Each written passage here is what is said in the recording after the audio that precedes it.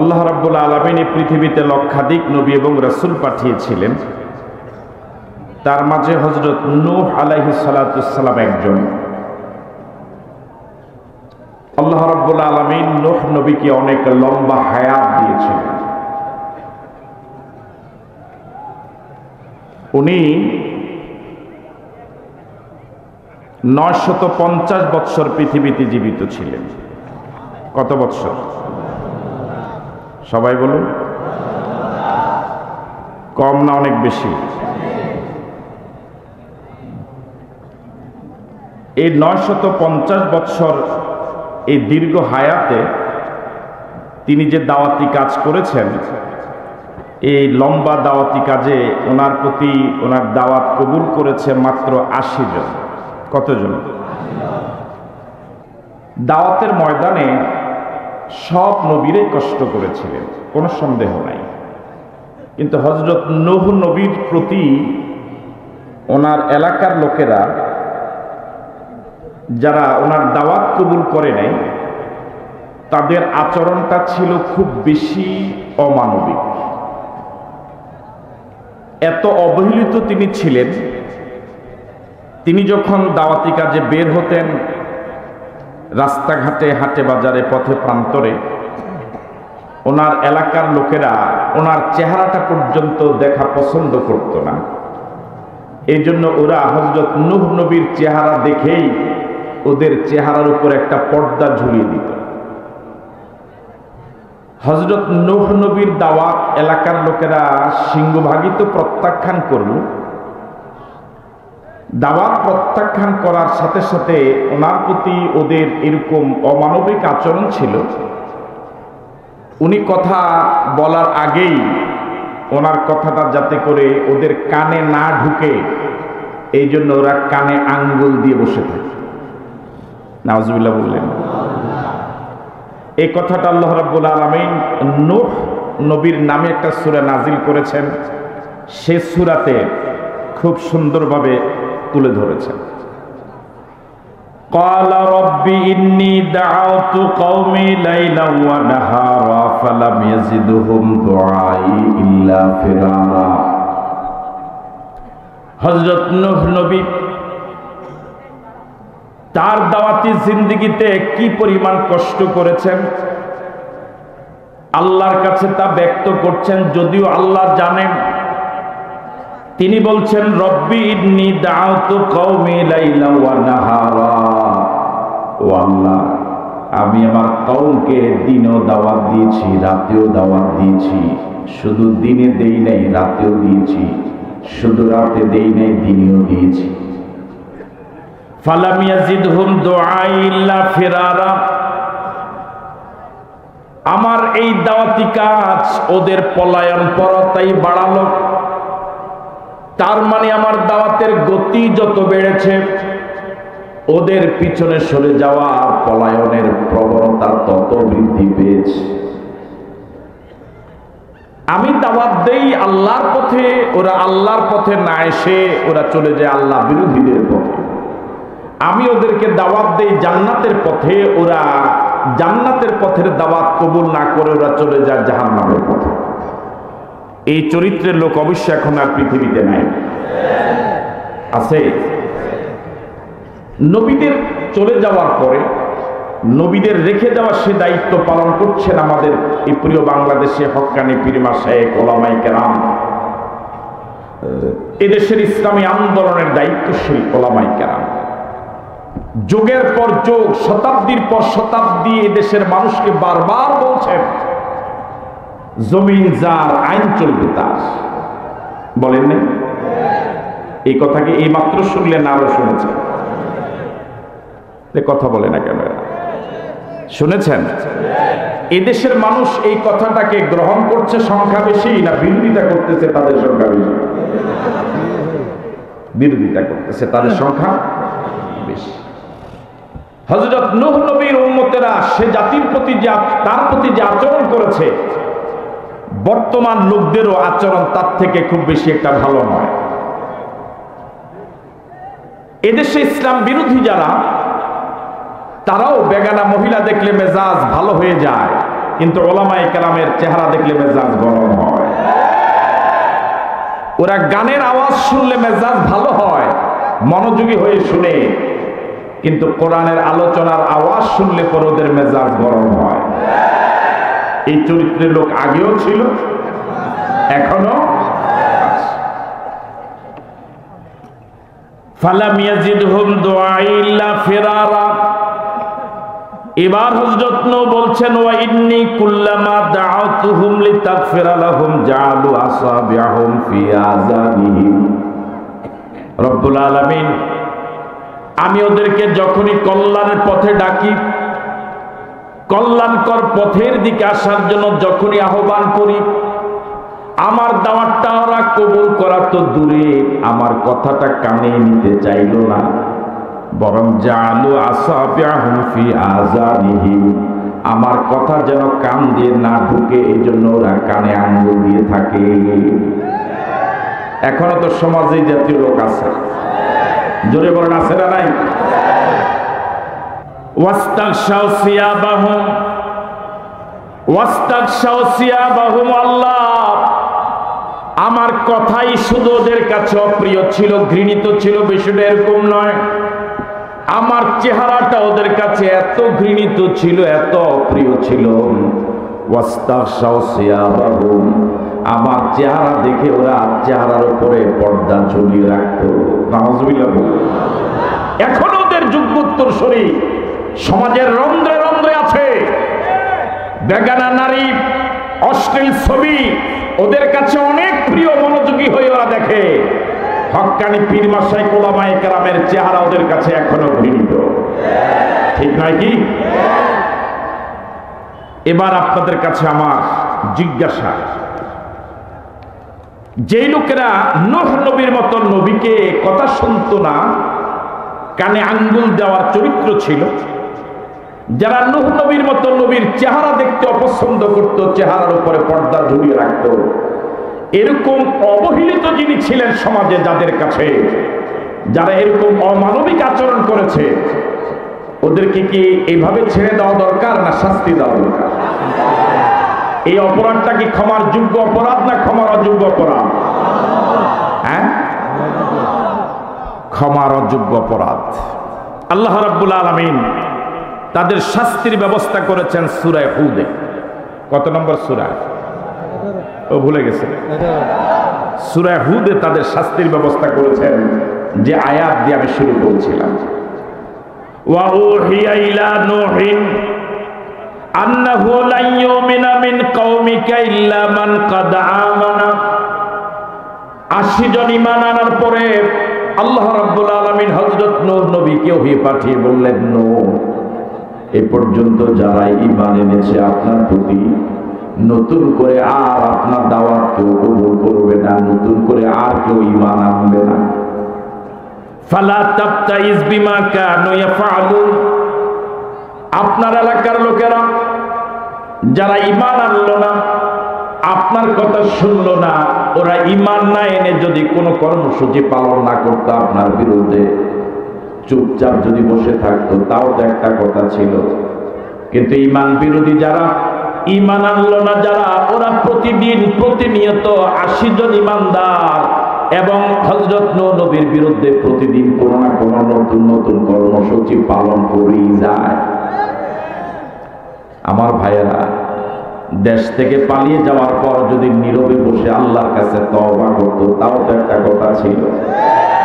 কিন্তু দেশ থেকে পালিয়ে যাওয়ার পর নীরবতা অবলম্বন করে নাই, বরং মোবাইল ব্যবহার অব্যাহত রেখেছে। আছেন কথা? মনোযোগ আছে আপনাদের? হযরত নূহ নবীর প্রতি যারা ঈমান আনে নাই, চেহারার উপরে পর্দা ঝুলালো, কথা শুনতে না চেয়ে কানে আঙ্গুল দেওয়ার চরিত্র যাদের, ওরা যদি নূহ নবী এবং অনুসারী 80 জনের বিরুদ্ধে কোনো কর্মসূচি পালন না করত, তাও তো একটা কথা ছিল। কিন্তু ওরা নীরবতা অবলম্বন করে নাই, বরং প্রতিদিন কোনো না কোনো কর্মসূচি, কোনো না কোনো নামে, কোনো না কোনো ব্যানারে প্রতিদিন প্রায় নামার চেষ্টা করে। বুঝতেছেন আমার কথা? হ্যাঁ, সর্বশেষ নেমেছে ইসকনের নাম। কার নাম?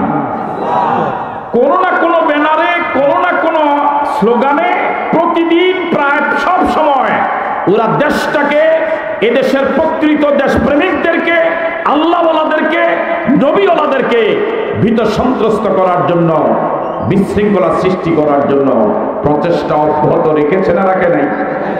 হ্যাঁ, আল্লাহ রাব্বুল আলামিন হযরত নূহ নবীর অনুসারীদেরকে, হযরত নূহ নবীকে বলেন, ফালা তাবতাইজ বিমা কানু ইয়াফআলুন, ওরা আপনার বিরুদ্ধে যত কর্মসূচি পালন করে মন খারাপ করবেন না।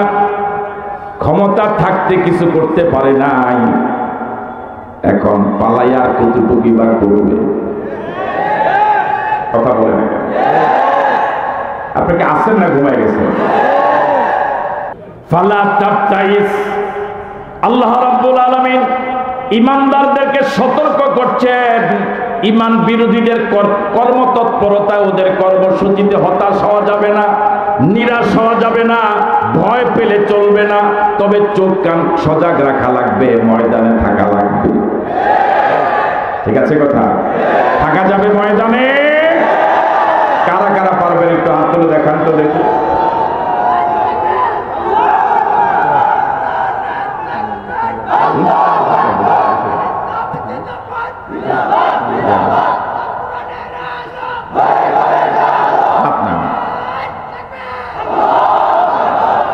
মানুষের কমন সেন্সের কমন বাদ দিয়া শুধু সেন্সও যদি থাকতো, চিন্তা করত নবীর কথা শুনি নাই, কানে আঙ্গুল দিয়েছি, নবীর চেহারা দেখি নাই, চোখের উপরে পর্দা দিয়েছি, গোটা দেশ একদিকে, মাত্র 80 জন একদিকে, এদের বিরুদ্ধে কোনো কর্মসূচি দেওয়া ঠিক হবে না, আমরা নীরবতা অবলম্বন করি। যদি লজ্জা থাকতো দেশ থেকে পালিয়ে যাওয়ার পর প্রিয় জন্মভূমি বাংলাদেশের ব্যাপারে আর কোনো অবতৎপরতা চালাতো না। রাসূল বলেছেন, ইজা ফাতাকাল হায়া ফাফআল মা শিতা, তোমার লজ্জা যদি চলে যায় তুমি যা ইচ্ছা তাই করো। এত হাজার হাজার কোটি টাকা লুটপাট করার পরে যদি লজ্জা থাকতো, জাতিকে আর চেহারা দেখাতো না। এদেশের গরিব রিকশাওয়ালা, শ্রমজীবী মানুষ, শ্রমিক মানুষ, গরিব মানুষ, খেটে খাওয়া মানুষ, তাদের সন্তানেরাও বাবার পরিচয় দেয়, গর্ব করে আমার বাবা রিকশাওয়ালা। ওদের স্ত্রীরা গর্ব করে পরিচয় দেয়, আমার স্বামী রিকশা চালায়। তার কারণ তারা জানে আমার স্বামীর ইনকামে কোনো অবৈধ টাকা নাই। সন্তানরা জানে আমার বাবার ইনকামে কোনো অবৈধ টাকা নাই। কিন্তু আমার বিশ্বাস, যারা দেশের মন্ত্রী ছিল, এমপি ছিল, প্রধানমন্ত্রী ছিল, দেশটাকে লুটপাট করে পঙ্গু করে ফেললো, দেশটাকে ফোকলা বানালো, হাজার হাজার কোটি টাকা লুটপাট করলো, ওদের সন্তানেরা লজ্জায় পরিচয় দিবে না যে আমার বাবা। এই জাতীয় দুর্নীতিগ্রস্ত দেশ বিরোধী ভারতের দালাল মন্ত্রী এমপি থেকে দেশের রিকশাওয়ালা অনেক।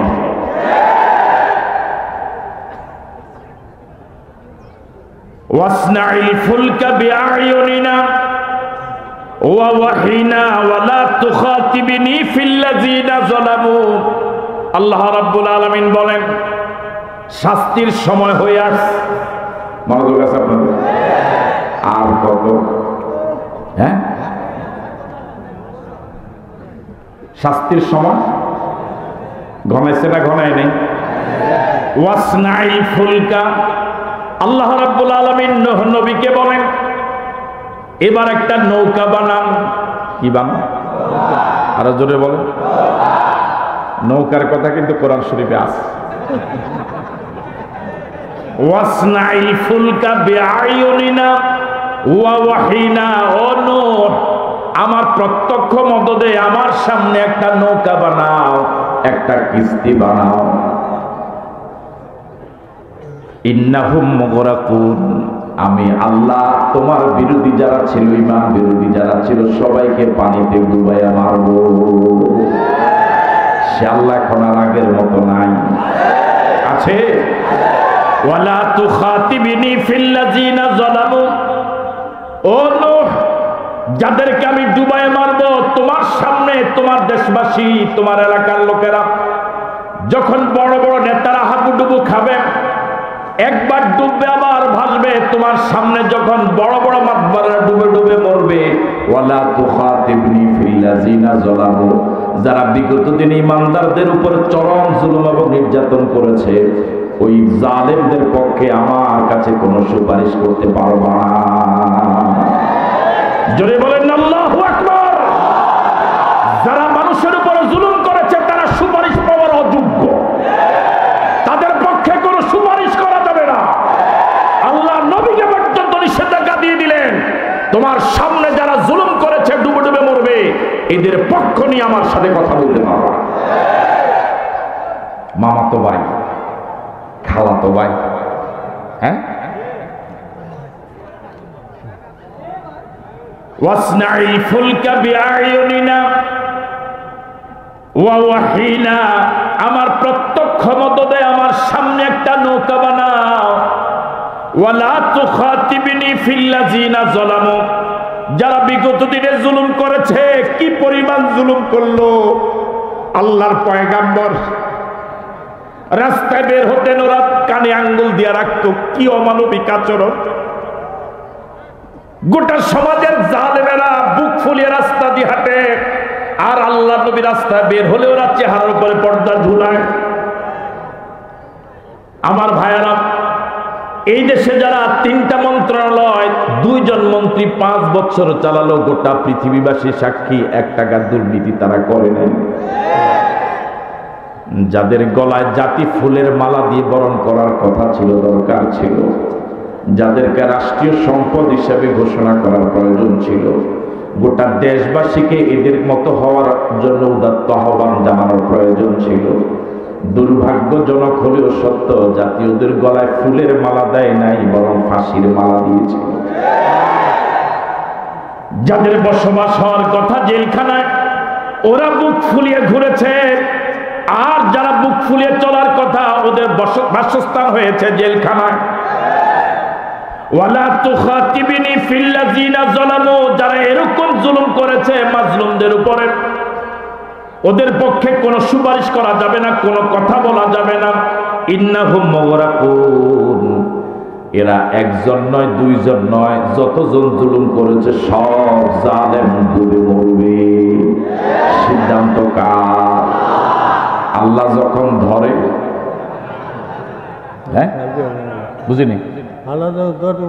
আপনারা তো বিগত দিনে বলতেন না, হুজুরদের দোয়া কাজে লাগে না, এরকম একটা কথা দেবিদ্বার এলাকার লোকেরা বলেন, বলেছিলেন আপনারা।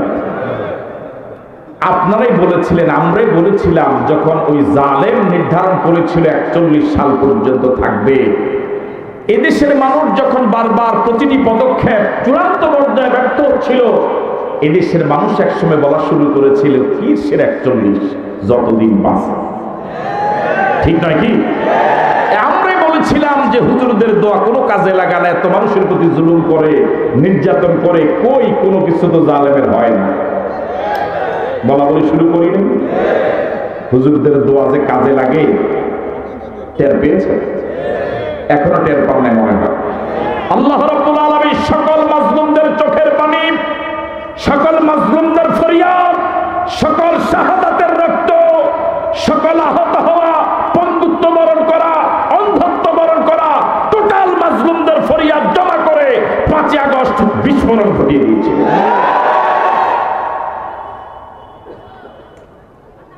ইন্নাহুল মুগরাকুন,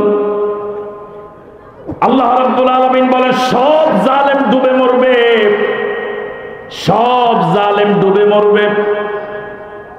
আমার ভাইয়ারা, আল্লাহ রাব্বুল আলামিনের সিফাতের নামগুলোর ভিতর একটা নাম হলো তিনি হালিম, চরম ধৈর্যশীল। আল্লাহ যদি হালিম না হতেন,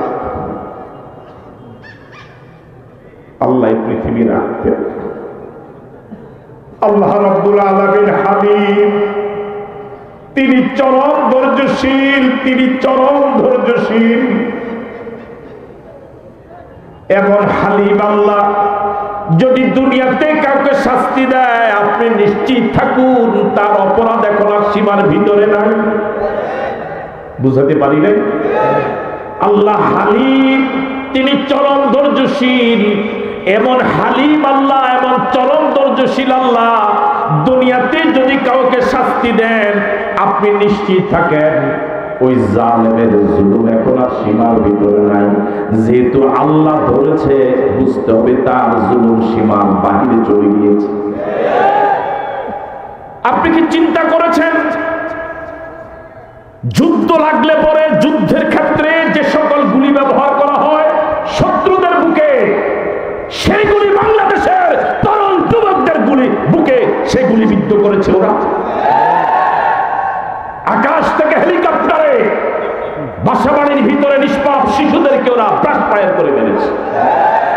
46টা তরতাজা লাশ ওরা ট্রাকের উপরে উঠিয়ে আগুন দিয়ে পুড়িয়ে ফেলেছে। ওরা যদি হয় দেশের বন্ধু, তো এই দেশের শত্রু হবে আর কারা? বিগত 53 বছরে দেশের ওলামায়ে কেরাম বারবার বলে আসছে ওরা ভারতের দালাল। এতদিনে দেশবাসী ওলামায়ে কেরামের সে কথাকে ওভাবে মানেনি, কিন্তু ওরাই 5 আগস্ট ভারতে পালিয়ে প্রমাণ করেছে দেশের ওলামায়ে কেরাম ইসলামী আন্দোলন বিগত 53 বছর যে বলেছে ওরা ভারতের দালাল, ওরা ভারতের বাচ্চাটা গোলাম, ওরা প্রমাণ করেছে ওলামায়ে কেরামের কথাই সঠিক।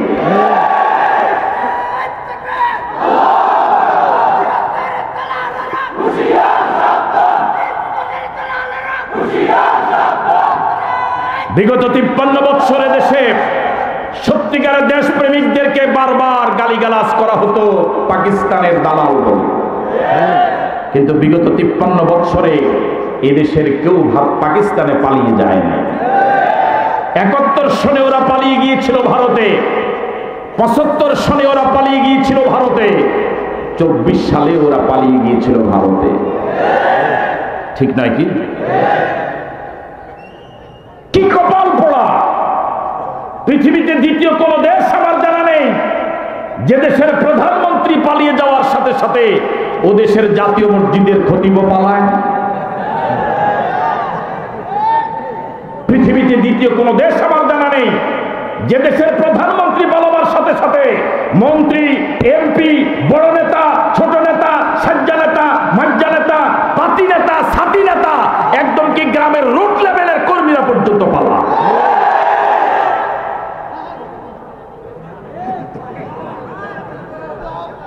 এদেশের ছাত্র জনতা তো এক দফা দাবি করেছিল পদত্যাগ।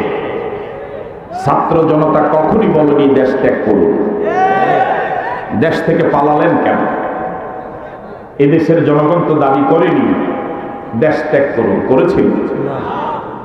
উনি নিজেই টের পেয়েছে যে পরিমাণ অপরাধ উনি করেছে, পদত্যাগ করার পর এই দেশে থাকার মতো কোনো যোগ্যতা ওনার নাই। এরপরে যদি উনি জনগণের কাছে বিচার দেয়, আমার দোষটা কি?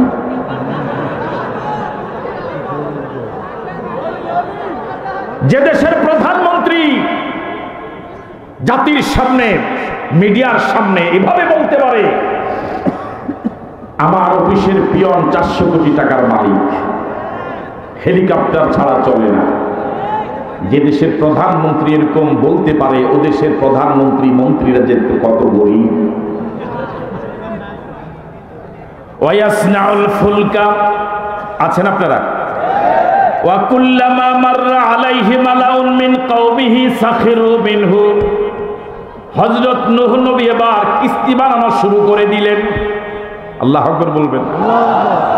নূহ নবী কিস্তিটা যে বানানো শুরু করে দিলেন, ওই সময় খাওয়ার পানির প্রচন্ড অভাব, খাল বিলে কোনো পানি নাই, কিস্তি চালাবার কোনো ব্যবস্থা নাই, খাওয়ার পানির প্রচন্ড অভাব। এমন সময় বিশাল এক কিস্তি বানানো শুরু করে দিলেন হযরত নূহ আলাইহিস সালাম। বিশাল মরুভূমিতে কিস্তি বানানো শুরু করে দিলেন। এত বিশাল কিস্তি তো আর একদিনে বানানো সম্ভব নয়, বহুদিন লেগে গেল। ওই কিস্তির ডানে বামে ওই এলাকার জনগণের যাতায়াতের রাস্তা, এলাকার বড় বড় নেতারা, মাতবারেরা যখনই কিস্তি বানানো দেখলো, শুকনো মৌসুমে কিস্তি বানায়, ওরা একজন আরেকজনের সাথে ঠাট্টা করে মস্কারা করে, হযরত নূহ নবীকে নিয়ে ওরা তিরস্কার করে। ওরা বলা বলি শুরু করলে, এতদিন বলেছিলাম সুস্থ মস্তিষ্কের না, এখন দেখ। নাউজুবিল্লাহ বলবে, পানি নাই খাওয়ার ও কিস্তিবান, ভোট নাই ও এমপি নির্বাচন করে।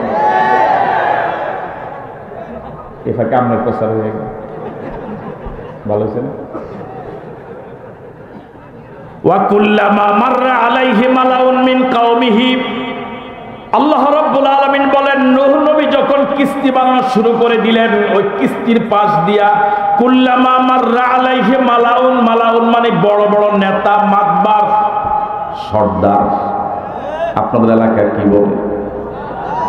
মেলি। মেলি, হ্যাঁ মেলি বলে না? ওয়াকুল্লামা মাররা আলাইহি মালাউন মিন কওমিহি, আল্লাহ রাব্বুল আলামিন বলেন নূহ নবীর কওমের বড় বড় নেতারা যখন কিস্তি বানানোর পাশ দিয়া যাতায়াত করতেন, গত 15 বছরে দেশের আর কিছু হোক আর না হোক, একদিক থেকে দেশ খুব বেশি উন্নতি সাধন করেছে। সেটা হলো এত বেশি নেতা এই দেশে পাওয়া গেছে যে কর্মী খুঁজেই পাওয়া যায় না। সব নেতা আপনি যাকে জিজ্ঞেস করবেন ওর কোনো না কোনো পদ আছে। কর্মী যে তারা নাকি নাই, পদ নাই। যাকে আপনি জিজ্ঞেস করবেন তার একটা না একটা কি আছে, পদ আছে। ওয়াকুল্লামা মাররা আলাইহি মালাউন মিন কওমিহি, নূহ নবীর এলাকার লোকদের মাঝে নেতা যারা, ওরা যখন কিস্তি বানানোর পাশ দিয়ে যাতায়াত করতো, সাখিরু মিনহু, ওদের চিরাচরিত স্বভাব অনুযায়ী হযরত নূহ নবীকে দেখে ওরা মস্করা করেছে, ঠাট্টা করত, তিরস্কার করত। এই কথাগুলো কি বুঝেন? ঠাট্টা করা, তিরস্কার করা, আর কি বলা যায়, উপহাস করা। ঠিক আছে কথা? ওরা ভেংসি দিয়ে বলতো কি নো কই চালাইবা, বুঝেন নাই কথা? খাওয়ার পানি নাই, এটা বানাও যে চালাইবা কই। এভাবে আসা যাওয়ার সময় প্রত্যেকবার, প্রতিবার, প্রতিদিন ওরা বিভিন্নভাবে ব্যঙ্গাত্মক মন্তব্য করে, তিরস্কার করে, উপহাস করে। আগে তো হযরত নূহ নবীকে কষ্ট দিয়েছিলই, এখন আবার মানসিকভাবে কষ্ট দিচ্ছে। ওদের যোগ্য উত্তরসূরিরা তো এখনো পৃথিবীতে এই কাজ অব্যাহত রেখেছে। যারা দেশ বিরোধী ওদের কোনো দোষ নাই, সব দোষ হুজুর দেশ। বলতো না 10 জন হুজুর যদি একটু দ্রুত হাঁটে তো খাইতে যায়, যদি একটু আস্তে আস্তে হাঁটে ও এমন খানা খাইছে আসতেই পারে।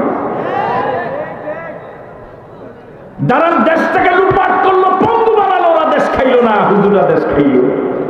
যারা মন্ত্রী ছিল 5 বছর 1 টাকা দুর্নীতি করেনি, ওরা দেশ খেয়ে ফেলি। বিচার কি আল্লাহ করে নাই?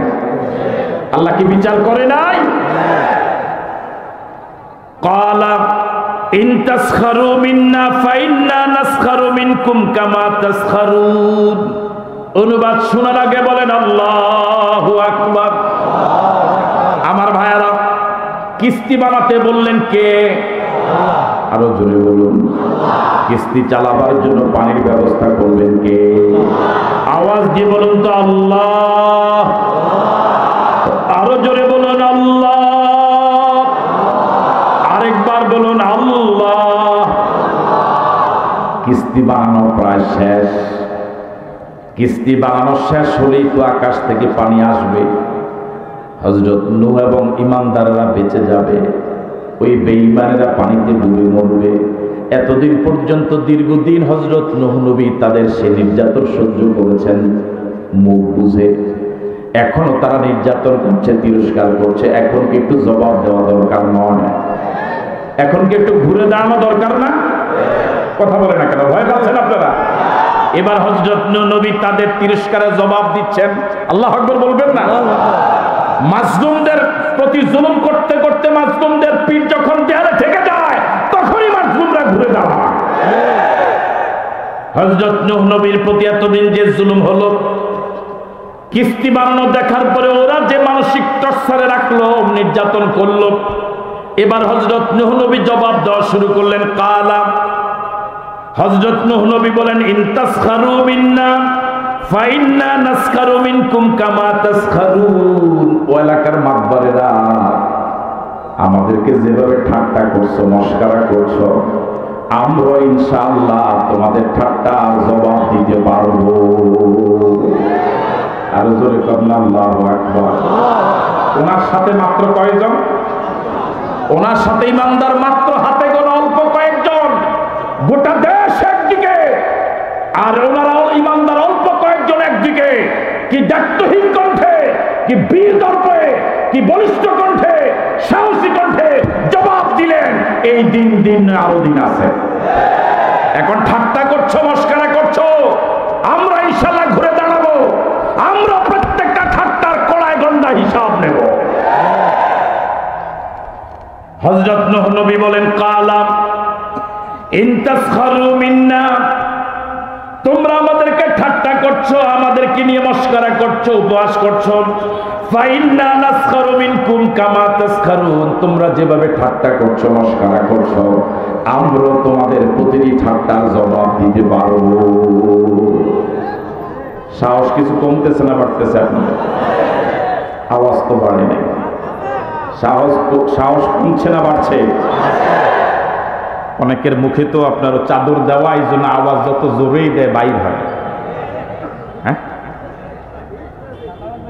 ফাসাউফা তা'লামুন, ফাসাউফা তা'লামুন, ফাসাউফা তা'লামুন। যখন আমরা জবাব দেওয়া শুরু করব, সংখ্যা যদি কম হয়, যখন জবাব দেওয়া শুরু করব, ফাসাউফা তা'লামুন, খুব অচিরে টের পাবা কত ধানে কত চাল।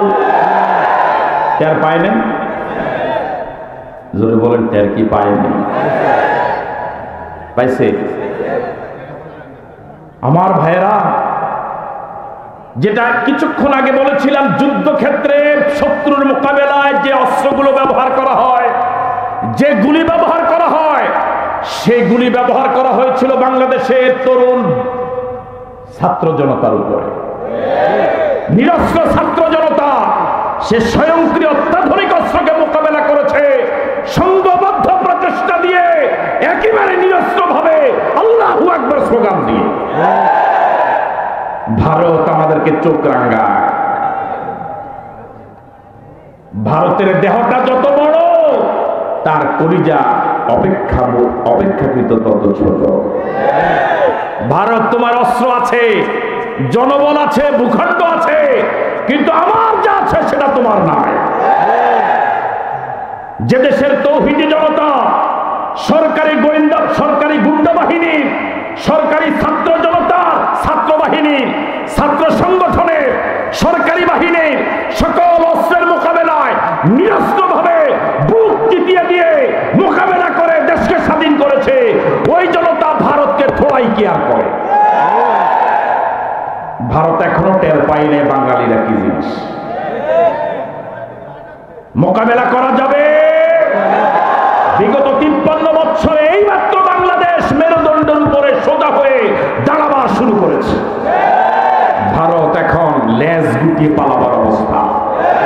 আগে যেরকম খুব ফালাইয়া ছড়াইয়া কথা বলতে, এখন কিন্তু একটু হিসাব করে, হিসাব আরো সামনে করবে। এই বাংলাদেশের 1 ইঞ্চি জমি কারো কাছেই জানা দেওয়া নাই। 71 সনে দেশের মুক্তিযোদ্ধারা জীবন দিয়ে পাকিস্তানিদের বিরুদ্ধে আবাল বৃদ্ধ বনিতা 9.5 মাস রক্তক্ষয়ী সংঘর্ষ করে দেশকে স্বাধীন করেছে।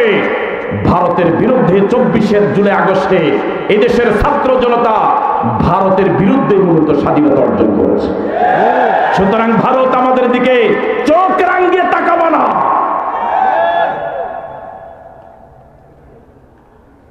ফাসাউফা তা'লামুন, খুব চিরে টের পাবা কত ধানে কত চাল। টের পাইছে তো? কথা বলেন, টের পায় নাই? ভালোভাবেই টের পাইছে।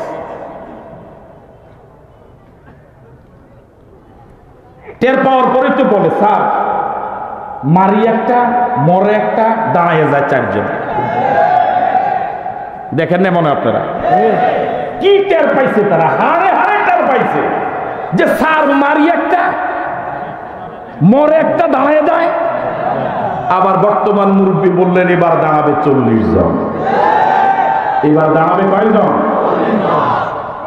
আমার ভাইয়েরা, যাত্রা বাড়িতে যারা ছিলেন যুদ্ধের ময়দানে, প্রত্যক্ষদর্শীদের বর্ণনা শুনলাম এরকম, বৃষ্টির মতো গুলি মারা হচ্ছে, পাখির মতো মানুষগুলো মরছে, ডানে লাশ, বামে লাশ, সামনে লাশ পড়ছে, পিছনে লাশ।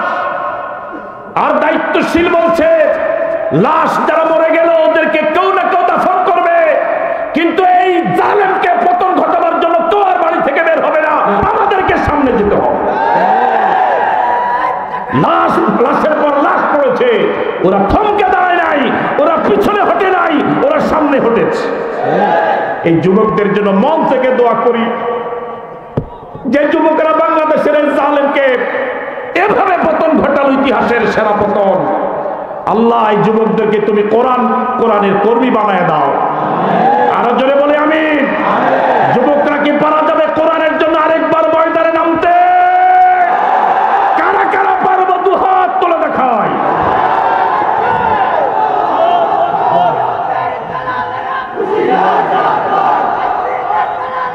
ভালো করে মনে রাখা লাগবে, মানুষের তন্ত্র মন্ত্র দিয়ে গোটা বাংলাদেশকে বৈষম্য মুক্ত করা যাবে না।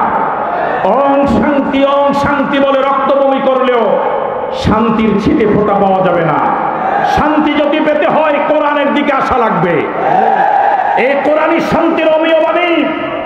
এই কোরআনের রাত যদি কায়েম না হয়, মানুষ বারবার জীবন দিবে, বারবার মানুষ মারা যাবে, আন্দোলন হবে, দেশের মানুষের ভাগ্যের পরিবর্তন হবে না। আমরা কি চাই আমাদের বাংলাদেশ কোরআন দিয়ে চলুক? এটাকে আমরা চাই। আল্লাহ কবুল করুক বলি আমিন। ফাসাউফা তা'লামুন, অচিরে টের পাবা, মাইয়াতিহা আযাবুন ইখজি, কার জন্য অপমানজনক শাস্তি প্রযোজ্য। আল্লাহু আকবার বলবেন না? ভালো করে শুনুন, মনোযোগ দিয়ে শুনুন। ফাসাউফা তা'লামুন, অচিরে তারা টের পাবে, মাইয়াতিহা আযাবুন ইখজি, কার উপরে অপমানজনক শাস্তি আসবে, কার জন্য অপমানজনক শাস্তি প্রযোজ্য, অচিরেই তারা টের পাবে। কি সুন্দর মনের মাধুরী দিয়ে সাজানো গণভবন ছিল, ঠিক কি? কি মনের মাধুরী দিয়ে গণভবনটা সাজিয়েছিল। আজীবন এই জায়গা থাকবে বলে কি বড় বড় রাজহাঁস পালছিল। আপনি কি দেখছেন? হ্যাঁ আমার ভাইরা, অপমানজনক শাস্তি কার উপরে প্রয়োগ হবে অচিরেই তারা টের পাবে। এর থেকে লজ্জাজনক, অপমানজনক, কেউ হাঁস নেয়, কেউ ফুলকপি নেয়, কেউ পাঙ্গাস মাছ নেয়, পুরা গণভবন তছনছ হয়ে গেল। এটাই বাংলাদেশের জন্য সবচেয়ে অপমানজনক। তার জন্য আল্লাহ এটা বলেছেন ১৫০০ বছর আগে। মাইয়াতিহা আযাবুন ইখজি, এটা তো দুনিয়ার অপমান, এটা দুনিয়ার সামান্য অপমান, এটা দুনিয়ার অপমান। ওয়া ইয়াহিল্লু আলাইহি আযাবুন মুকিম, অচিরেই তারা টের পাবে চিরস্থায়ী আযাব কার জন্য প্রয়োগ হবে। ওদের জন্য দুনিয়াও বরবাদ, আখিরাতও বরবাদ। ও যুবকেরা, বিনয়ের সাথে আরজ করি, এমন মিছিলে কেন যাবা যে মিছিলে গেলে আমার আল্লাহর নাম নেওয়া যায় না? এমন রাজনীতি কেন করবা যে রাজনীতি করলে আল্লাহু আকবার বলা যায় না? ফিরে আসো সেই পথ থেকে। আল্লাহ আমাদেরকে কোরআনের রাজনীতির পথে আসার তৌফিক দান করুন বলি আমিন। আরো জোরে সরে বলি আমিন। হাত্তা ইদা জামরুনা ওয়াফারাত তান্নুর, কিস্তি বানানো শেষ। আপনারও মনে হয় শেষ? কিস্তি বানানো, কথা বলে না। এবার কি আসবে? হাত্তা ইদা জামরুনা, আল্লাহর আদেশ এসে গেল। তিনি তেমন আল্লাহ, ওয়াইজা আরাদা শাইআন ইয়াকুলা লাহু কুন ফায়াকুন, তিনি তো আমাদের এমন আল্লাহ, কিছু সৃষ্টি করতে চাইলে শুধু কোন বলার ইচ্ছা করেন হয়ে যায়। ফাআলুল লিমা ইউরিদ, তিনি সব ক্ষমতার মালিক, যা ইচ্ছা তিনি তাই করতে পারেন। আল্লাহ রাব্বুল আলামিনের আদেশ এসে গেল।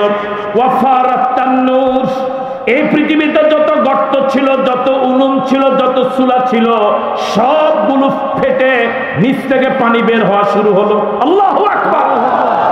জমিন থেকে পানি বের হলো, আকাশ থেকে পানি বর্ষণ হলো, জমিন পানি ছেড়ে দিল, আকাশ পানি বর্ষণ করলো, পুরা পৃথিবী পানিতে সয়লাভ হয়ে গেল। আল্লাহ আকবার বলতেন। ওরা না কিছুক্ষণ আগে কি বলেছিল? হ্যাঁ, ওরা বলেছিল, হ্যাঁ কি বলছিল? পানি নাই, চালাইবে কো। আমাদের দেশে তো বলছিল এই আন্দোলনে এদেরকে দমন করার জন্য আমরা ছাত্ররাই যথেষ্ট, মানুষ নাই, রাস্তায় নামে না, কথা বলা ঠিক কিনা? কিন্তু এরপরে এদের এই ভূমিকা, এদের দাম্ভিকতার পরে বাহিনীর প্রধান এসে বললেন আর ৪৫ মিনিট। কয় মিনিট? ওই দিন কিন্তু ১৬ আইটেমের রান্না হয়েছে। ভাইয়ের জন্মদিন ছিল, আয়োজন ছিল ব্যাপক, মেহমান দাওয়াত দেওয়া হয়েছিল, কিন্তু বাহিনীর বিশ্বস্ত প্রধান এসে বলল বলো কি? হ্যাঁ এটাই কথা, জাতির উদ্দেশ্যে কিছু বলে যাই। বলছে না, জাতি মিশা কথা শোনার আর এখন বুঝি নেই। ও বলল ৪১ সাল, আর এসে বলে কথা বলে না কেন? ওরা বলে সালাইবা কই? আল্লাহ এখন এমন পানি দিছে যে নৌকা একটা না হাজার হাজার নৌকা চালাবার অবস্থা হয়ে গেছে। ওরা বলেছে ছাত্ররাই যথেষ্ট, এখন জনগণ যেভাবে নামছে শুধু ছাত্র না, নিজে পালানো লাগছে। সব ক্ষমতার মালিক জনগণ। তো মাথা লাড়ে তো কহ, সব ক্ষমতার মালিক কে?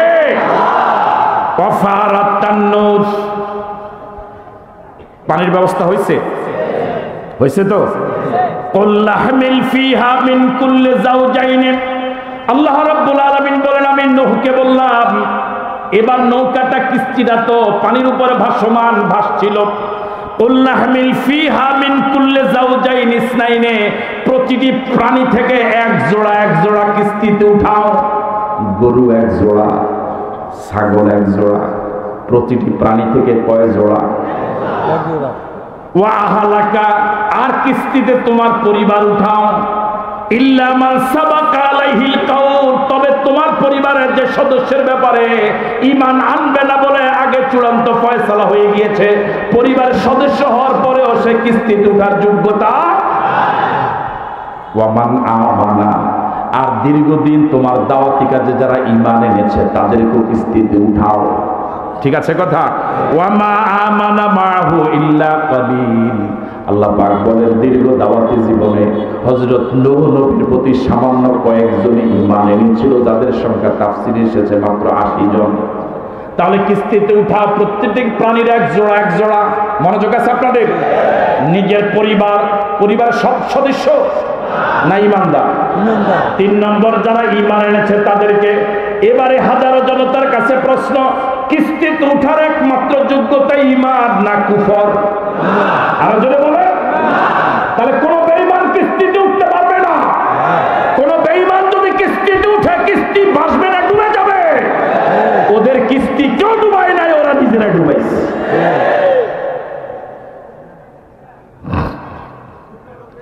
ওয়াকাল আরকাবু ফিহা বিসমিল্লাহি মাজরিহা। পারেন আয়াত? তাহলে পড়েন, বিসমিল্লাহি মাজরিহা ওয়া মুরসাহা ইন্না রাব্বি লাগফুরুর রহিম। হযরত নূহ নবী বললেন, ওয়াকাল আরকাবু ফিহা, তোমরা এই কিস্তিতে আরোহণ করো। বিসমিল্লাহি মাজরিহা, এই কিস্তির গতি আল্লাহর নামে। এই কিস্তিটা ঘন্টায় কত মাইল বেগে চলবে এটা আমার নিয়ন্ত্রণে নাই, এটা কার নিয়ন্ত্রণে? ওরা কয়জনে পালাবে, কিভাবে পালাবে, কোন পথে পালাবে, কেমনে পালাবে? ঠিক আছে কথা? বিসমিল্লাহি মাজরিহা, এই কিস্তির গতি কার নামে? ওয়া মুরসাহা, এই কিস্তির স্থিতিও আল্লাহর নামে। এই কিস্তি ঘন্টায় কত মাইল বেগে চলবে এটা আমার নিয়ন্ত্রণে নয়, এটা আল্লাহর নিয়ন্ত্রণে। আল্লাহ যেভাবে চালান এই কিস্তি সেভাবে চলবে। ওয়া মুরসাহা, এই কিস্তির স্থিতিও আল্লাহর নামে। তার মানে কয় জায়গায় স্টেশনে দাঁড়াবে, কয় জায়গায় নম্বর করবে, কোন কোন স্টেশনে দাঁড়াবে, কয় জায়গায় কিস্তিটা থামবে, এটা আমার কিছুই জানা নাই। যে আল্লাহ কিস্তি বানাতে বললেন ওই আল্লাহই জানে। বিসমিল্লাহি মাজরিহা, এই কিস্তির গতি, ওয়া মুরসাহা, এই কিস্তির স্থিতি সবটা কার নামে? আরো জোরে বলুন। ওয়াহিয়া তাজরি বিহিম, এবার কিস্তিটা চলা শুরু করেছে। আপনারা আছেন? কিস্তিটা এখন থেমে আছে? ও কহ, কিস্তিটা থেমে আছে না চলা শুরু করেছে? ওয়াহিয়া তাজরি বিহিম, কিস্তির ভিতরে যে ইমানদারেরা আছে, যে সকল প্রাণী জোড়া জোড়া আছে, ওদেরকে নিয়ে কিস্তি এবার চলা শুরু করেছে। ফি মাউজিন, মাউজুন মানে ঢেউ, কাল জিবাল, এক একটা ঢেউ এক একটা পাহাড়ের মতো। আল্লাহু আকবার। ওরা বলেছিল পানি নাই, হ্যাঁ, এখন এমন আন্দোলন, জোয়ার আর জোয়ার, ঠিক নয় কি? ওরা বলেছিল পানি নাই, কিস্তি চালাবা কোথায়? আল্লাহ পাক এমন পানি দিলেন, ওহিয়া ফি তাজরি বিহিম ফি মাউজিন কাল জিবাল, বিশাল তরঙ্গমালা, পাহাড় সম তরঙ্গমালা ভেদ করে কিস্তিটা সামনে চলা শুরু করেছে। ওরা বলেছে 41 সাল পর্যন্ত আমাদেরকে কেউ হটাতে পারবে না। আল্লাহ পাক এমন জোয়ার দিলেন যে জোয়ারের কারণে দেশে থাকতে পর্যন্ত ভয় পেয়েছে। ওয়ানাদা নূহুন ইবনাহু, হযরত নূহের একটা ছেলে ছিল, নাম কেনান। বাবার দাওয়াত যেভাবে দেশবাসী কবুল করে নাই, যারা ওদের মতো ওই কেনানও বাবার দাওয়াত কবুল করে নাই। ও যুবকেরা, ও কলিজার টুকরা যুবকেরা, তাআতুফ ফুয়াদি, ও কলিজার টুকরা যুবকেরা, কেন এমন নেতার পিছনে ঘুরো? কেন এমন দলের পিছনে ঘুরো? একটু মনোযোগ দিয়ে শুনো। ওয়ানাদা নূহুন ইবনাহু, হযরত নূহ কিস্তির ভিতরে কিস্তি চলা শুরু করেছে। অনতি দূরে তার ছেলে কেনান দাঁড়ানো। বাবার দাওয়াত যেভাবে অন্যরা কবুল করে নাই, কেনানও কবুল করে নাই। বাবা তো ছেলের প্রতি তো মায়া থাকা স্বাভাবিক। বাবা তো জানে কিছুক্ষণ পরে একজনও বাঁচবে না, সবাই পানিতে ডুবে মরবে, কেনানও ডুবে মরবে। এই জন্য বাবা একটু মায়ার কারণে ডাক দিয়েছিলেন, ইয়া ওয়ানাদা নূহুন ইবনাহু ওয়া কানা ফি মাযিলিন, অনতি দূরে ছিল, কেনান একটু দূরে ছিল। ডাক দিলে শুনে, কথা বললে শুনে, এতটুকু দূরত্ব ছিল। ডাক দিলেন, ইয়া বুনাইয়া, হো আমার কলিজার টুকরা ছেলে, কতবার তোকে দাওয়াত দিয়েছিলাম বাবারে, আমার দাওয়াত তুই কবুল করিস নাই, আমার দাওয়াত তুই রিসিভ করিস নাই, সহযোগী সদস্য ফরম পূরণ করিস নাই, কর্মী হস নাই, সাথী হস নাই, সদস্য হস নাই। ইয়া বুনাইয়া, ও আমার কলিজার টুকরা ছেলে, ইরকাব মানা, আমাদের সাথে কিস্তিতে আয়, আমাদের মিছিলে আয়। ওয়ালা তাকুন মাল কাফিরিন, ইসলাম বিরোধীদের সাথে তুই থাকিস না, ওদের মিছিলে যাস না, ওদের সমাবেশে যাস না, ওদের ভোট কেন্দ্রে যাস না, ওদের মিছিলে যাস না, ওদের সঙ্গে থাকিস না। ইরকাব মানা, আমার এখানে লোক জনবল কম হলেও পরে আমার দলে আয়, আমার মিছিলে আয়, আমার সমাবেশে আয়, আমার কিস্তিতে আয়। আল্লাহু আকবার। এবার দেখুন ছেলে এরকম মায়াবী কণ্ঠে ডাক শোনার পরেও ছেলে কিভাবে প্রত্যাখ্যান করছে। ছেলে এবার বলছে, কালা সাবিলা জাবালি ইয়াসিবুনি মিনাল মা। ছেলে এবার তার বক্তব্যের বাচন ভঙ্গিটা এমন, আপনি জানতো ক্যাট ক্যাট করেন না, আমার শব্দটা কি বুঝছেন আপনি? হ্যাঁ, ক্যাট ক্যাট অর্থ কি? আপনার মিছিলে লোক হলো মাত্র 60-70 জন, আমাদের মিছিলে হুন্ডাই তো কয়েক হাজার। ওই কথা কয় না, ঠিক কিনা? আমাদের মিছিলে হুন্ডা যা, আপনার মিছিলে লোক তা না। আপনি বুড়া মানুষ, দেশবাসী আপনাকে প্রত্যাখ্যান করছে, আপনি জানতো এখানে এরকম ক্যাটকেট করেন, আমাকে বিরক্ত করেন না। আমার এখানে জনবল, মানুষ, হুন্ডার সামনে হুন্ডা, পিছে হুন্ডা, নেতা কারে কয়, ছবি তুললেই তো ভাইরাল। ওরে কথা কয় না কা? ছেলেবার বলছে, সাবিলা জাবালিন, আপনি যান, ক্যাটকেট করেন না, বিরক্ত করেন না, দেশবাসী আপনাকে দেখতে পারে না, দেশবাসী আপনার সাথে নাই, আমরা দেশপ্রেমিক। কথা কয় না? সাবিলা জাবালিন, অচিরে আমি ওই পাহাড়ে উঠবো, পানি হইলে আর কদ্দুরি হবে, আন্দোলন হইলে আর কদ্দুরি হবে। কথা কয় না কেন? সাবিলা জাবালিন, অচিরে আমিও পাহাড়ে উঠবো, ইয়াসিমুনি মিনাল মা, পানি হইলে আর কদ্দুর হবে, আন্দোলন হলে আর কদ্দুর হবে। আন্দোলন যদি হয়, পানি যদি হয়, ওই পাহাড় আমাকে পানি থেকে বাঁচাবে। কে বাঁচাবে? কথা বলে না, কে বাঁচাবে? আমাদের দেশের ওয়ার্ড কমিটিতে 501 সদস্য বিশিষ্ট কমিটি, ওই 501 সদস্য বিশিষ্ট কমিটির ওনার রুল নম্বর 501। কত? এরপর আর কয়জন আছে? ওনার দাপটে তো এলাকা থাকা যেত। কথা বলে না কেন? কিছু একটা হইলেই ওসির ফোন। কথা কয় না কেন? যে লেখাপড়া জানে না, দস্তখত দিতে জানে না, ঘরে ভাতের পাতিল নাই, ও এমপির ফোন দিয়া লাগে। আমার বাসাইব কে? কথা কয় না কেন? এমপি। আরেকটা পরিবেশ হলো বড় ভাই। কি ভাই? আমাদের বড় ভাই আছে না? ঠিক এরকম সে বলতেছে আমার পাহাড় আছে না, আপনি জানেন, আমার বাহিনী আছে না, অথচ বাহিনী আইসা করে 45 মিনিট। কিরমটা লাগে মেজাজটা করছে। ইয়াসিমুনি মিনাল মা, এই ছেলের সাথে কি বাবার আর কথা বলার কোনো রুচি আছে?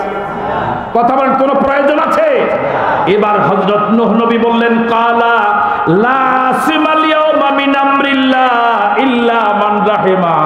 ও ছেলে রে, আমার আল্লাহর ক্ষমতা সম্পর্কে তোর কোনো ধারণাই হয় নাই। হাতি ঘোড়া গেল তোর, ছাগলে কয় কতজন।